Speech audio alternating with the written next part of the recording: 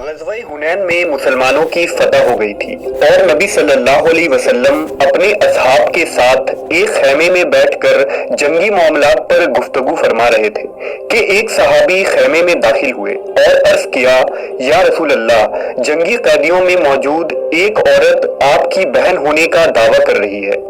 चूंकि हुजूर का ना कोई भाई था और ना ही बहन, इसलिए सब हैरान हो गए कि ये औरत कौन है।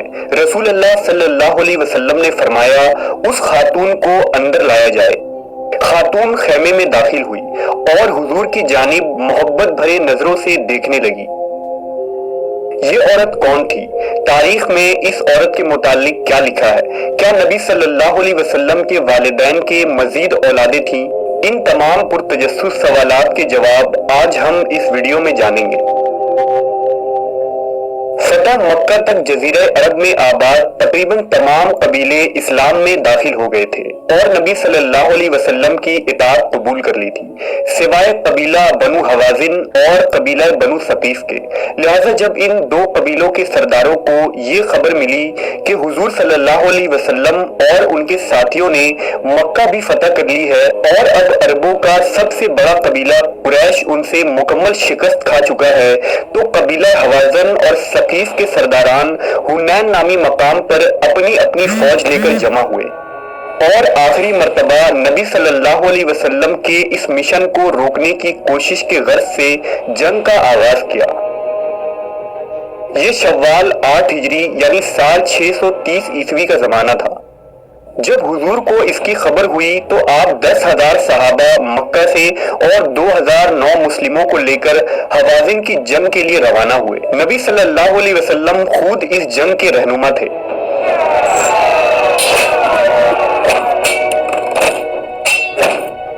मुसलमानों को फतह नसीब हुई और मुशरिकीन के 70 से ज्यादा सिपाही मारे गए। 6,000 से ज्यादा मुशरिकीन को गिरफ्तार कर लिया गया और उनके 24,000 ऊंट और 40,000 बकरियां जब्त कर ली गई।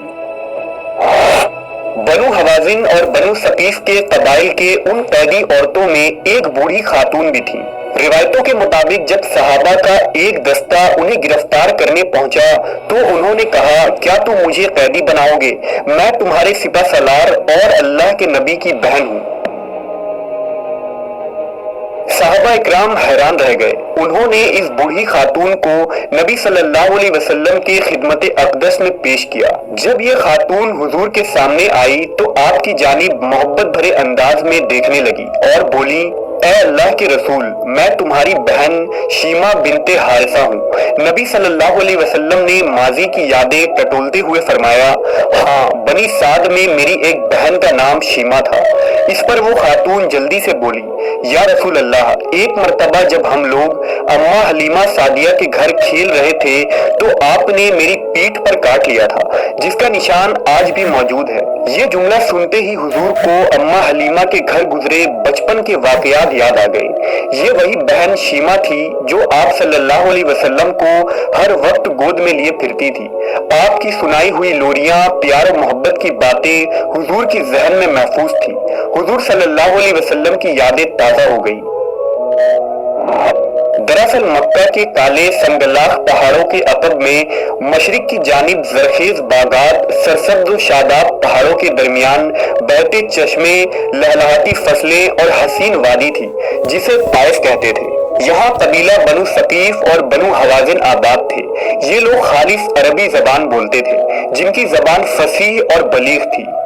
चुनांचा शहर के लोग अपने बच्चों को इन कबाइल की औरतों के हवाले कर दिया करते थे ताकि रज़ाअत के दिनों में बच्चे खुले आबो हवा और खालिस माहौल में परवरिश पाएं और खालिस अरबी जबान सीखें। लिहाजा हुजूर को भी पैदाइश के बाद दाई हलीमा के हवाले कर दिया गया था, जो इसी इलाके की खातून थी। हुजूर का बचपन उन्हीं खुशगवार वादियों में गुजरा था। हुजूर ने अपनी रज़ाअत के 5 साल बनी साद में अम्मा हलीमा सादिया के घर गुजारे थे। यहाँ हुजूर की 4 बहनें भाई मौजूद थे। ये दाई हलीमा के अपने बच्चे थे जिनके नाम अब्दुल्ला, अनिया, हुज़ैफा और हुज़ाफा थे। तारीख में हुज़ाफा शीमा के नाम से मशहूर हुई। सीरत इब्ने हश्शाम में लिखा है कि हजरत शीमा बचपन में हुजूर को हर वक्त गोद में लिए रहती थी और लोरियां देकर सुलाती थी।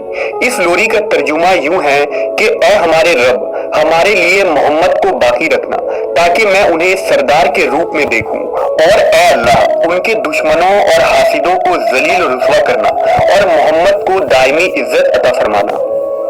हजरत शीमा हुजूर को अपनी गोद में लेकर समेटती और फिर झूमती और फिर वो लोरी देती, ऐ हमारे रब मेरे भाई मोहम्मद को सलामत रखना, आज ये पालने में बच्चों का सरदार है, कल वो जवानों का भी सरदार होगा, और फिर झूम जाती। शाम के वक्त जब खवातीन खाना पकाने में मसरूफ होती तो बहनें अपने भाइयों को उठाकर बाहर ले जाती, और हर बहन का ख्याल ये होता कि मेरे भाई से जमाने में ज्यादा खूबसूरत कोई नहीं। एक कहती मेरे भाई जैसा कोई नहीं, दूसरी कहती मेरे भाई जैसा कोई नहीं। इतने में सैयदा शीमा अपने भाई हजरत मोहम्मद सल्लल्लाहु अलैहि वसल्लम को उठाकर ले आती और दूर से कहती मेरा भाई भी आ गया है, तो सबके सर झुक जाते।